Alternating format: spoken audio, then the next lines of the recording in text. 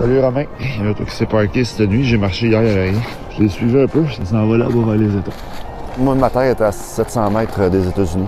15 minutes puis t'es rendu là. Martin Gamache habite au chemin Fisher, une route parallèle à la frontière à Hemmingford. Il observe sur son terrain de plus en plus de migrants traverser la frontière pour entrer discrètement aux États-Unis. Il y a un véhicule Uber qui a débarqué dans mon entrée. Puis là, il a débarqué un dénommé Pedro. Il s'est venu ici à pied. Moi, j'étais sur ma terrasse. Puis il y a deux Mexicains qui ont sorti du bois. Le Pedro, avec son petit sac à dos, est allé les rejoindre à pied. Martin a même accueilli chez lui une famille visiblement perdue et sans ressources. Il avait les pieds complètement mouillés, gelés. Il faisait moins 25 dehors. Il était complètement congelé. Là. La route, même si elle est courte, n'est pas facile. Il faut traverser ces bois et ces champs et éviter les caméras bien cachées dans ces arbres. Et tout le monde n'y arrive pas. Le nombre d'interceptions par les agents américains a explosé en quelques mois, passant de 70 en mai dernier à presque 400 en novembre. Et la tendance se poursuit. Juste durant la première semaine de janvier, une centaine de personnes de 11 pays différents ont été arrêtées dans ce secteur côté américain.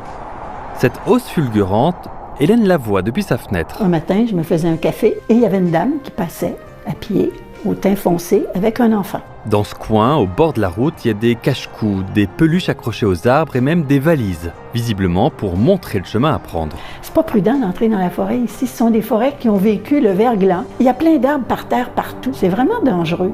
L'autre côté existe. On va peut-être en parler un peu plus parce qu'il y a un homme qui est mort. Le corps de Fritznell Richard a été retrouvé ici le 4 janvier, dans ce boisé, à quelques centaines de mètres à peine du chemin Roxham. Il serait mort de froid après s'être perdu durant la tempête qu'a connue le Québec à la fin décembre.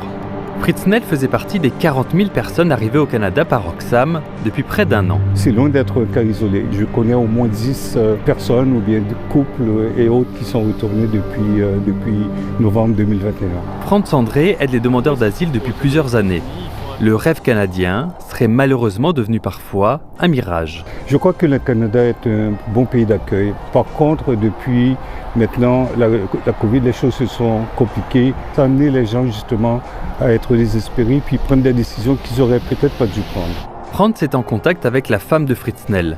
Elle aussi, elle a quitté le Canada avec l'aide d'un passeur, en passant par ces bois, mais pendant l'automne. Ça coûte combien de faire appel à un passeur pour retourner aux États-Unis? Ça peut aller jusqu'à 1 500 $ et peut-être plus. C'est qu'on force d'une certaine façon les gens à franchir la frontière de cette façon-là. Selon cet avocat, ces migrants seraient prêts à payer et prendre beaucoup de risques pour entrer aux États-Unis. En fait, la clientèle, elle est différente. Les gens qui passent par le chemin Roxham, ce sont des gens qui veulent être pris en charge par les autorités canadiennes, alors que ceux qui veulent traverser du côté américain, c'est tout à fait l'inverse. Eux ne veulent pas être pris par les autorités américaines, ils veulent se fondre dans la nature et malheureusement, ils sont prêts à emprunter des voies qui ne sont pas toujours sécuritaires. Malgré les dangers, beaucoup y pensent et beaucoup le font. Il suffit de rester un peu au bord de la frontière, loin des policiers du chemin Roxham pour le constater. Fait que c'est sûr que venir ici, c'est facile. Tu débarques, il n'y a pas personne qui te voit. Il y en a de plus en plus des petites caravanes blanches. L'enveleur. Ça n'a pas rapport aussi, ça. Des cubes comme ça de location, là. Ça, on en voit souvent de ça. Je comprends pas qu'on n'arrête pas les passeurs, qu'on fasse rien pour s'occuper de ces gens-là, parce qu'ils se mettent des sous dans les poches avec la vie des autres, puis le malheur des autres. Et moi, je trouve ça d'une tristesse infinie.